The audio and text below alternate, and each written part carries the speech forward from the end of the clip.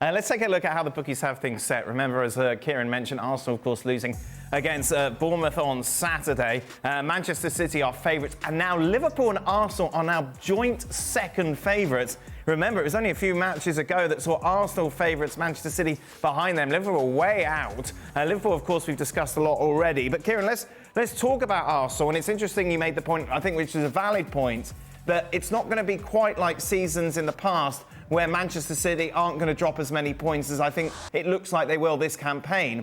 But that has got to be taken advantage of. Arsenal need to not be losing, obviously, in matches against Bournemouth. Can they sort themselves out? Because what we've seen so far, the answer is no.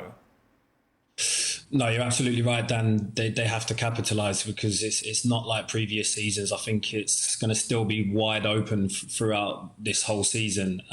So it's a frustrating one. It really is. It's not complete doom and gloom. I don't think it's a coincidence that they've lost 2 games. I'm not sure how much longer Saka and Odegaard are out for.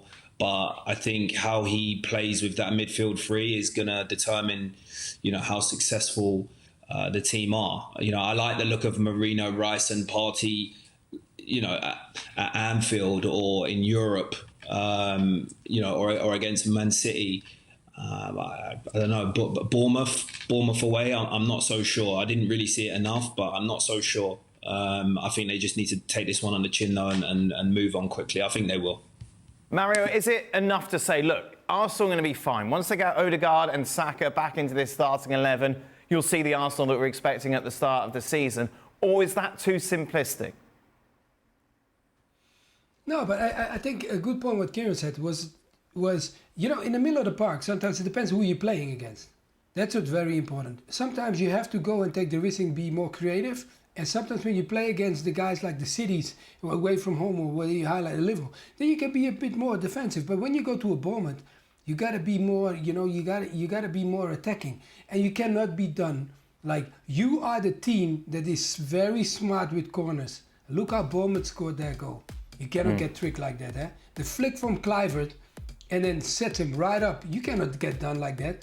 That is the thing. And that's why I feel like, even the attackers that you just highlight now, Marino came in, Sterling started, and Trossard started left and right. So also, when they start the game, okay, Trossard maybe we have seen him a little bit more this season, but I mean, Sterling, when he gets the opportunity, the thing is, when you come in, you gotta give them difference. There were maybe a couple of times he took his player on, went on the outside, he had a strike, but I feel like Arsenal, when you come in the team, the key thing for the guys is going to be very important. When you come off the bench, you got to make sure you make a hell of a difference if they really want to go for the title. If not, the bench has to be as important as the ones who are starting the game. And if they don't have that, they will be in trouble. Yeah, we talked about the depth of the Arsenal squad ahead of the start of the season. Well, actually, looking at the additions they've made, that makes them more of a title contender. Are we doubting that point now a little? Yeah, because on paper, you can't argue that it made them look stronger as far as the depth. But you have... When things go against you during the season, injuries, people getting sent off, suspended, the whole thing, to win the title, you've got to ride those things out. And that's down to, as football is, it's all decision-making. Does the manager pick the right team? Do the players make the right decisions on the field? And so far, we've seen this season that particularly on the field, Arsenal players have been making bad decisions that have been costing them. And so, if they want to win the title, they've got to get rid of them. And how easy is that to do? Well, an example would be, the manager has to sit them down and talk to them. But they know not to get red cards. Saliba knows not to drag a man down. So Saliba, for example, after the event, dead easy. But Saliba's brain should be, at all times, as a centre-back, as a defender, what can go wrong? That's your job. Right. Saliba fell asleep. But Stevie, I think that's things like that.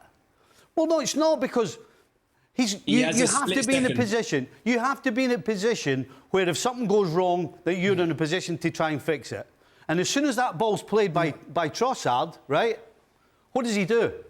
He's not thinking clearly. He just grabs him. Number one, why he tries to run the other side of him, I absolutely don't know, because he was on the left-hand side to start with, and his brain should be clear enough that he's got half a field. Evan Nielsen's still got half a field to go. So Saliba's not slow either. So you've got to have a clear mind. It's all about having a clear mind so that on the field you make good decisions. Especially when you're not expecting it, because it's your own player that's making the pass. That reaction time that you have to make a decision is so small that when you see it on a replay and you see it 5-6 times in a row, you think, how can he do that? That's what the best players do. The best players make the good decisions, Kieran. Yeah, and that split second. That's what separates them. That's what separated Saliba last year from this year. Saliba's made a couple of mistakes this year, I'll tell you. He's not been that rock that he was last year. And that's the difference. Decision making. Yeah. I also think, you know, when you talk about a player like that, if you're that good, you know, we're talking about Saliba, and we're not talking about an average defender. You cannot be done like that. Come on, Kieran. When we were defending, you're like, okay, if the guy is quicker than you, imagine the guy is quicker than him, you go before him. And what is it when you play? One thing you always had when you played Arsenal, you guys had quick players up front. Hey, you be really, really not smart if you go before. So he stood on the wrong side. I know he knows that he was not standing right. Because how many times have we seen him do that? He doesn't do that a lot. It's not like we see that every week he's pulling somebody back because he's standing wrong. No, he made a mistake. He knows that. You understand? I agree. I agree right. that he was on the wrong side.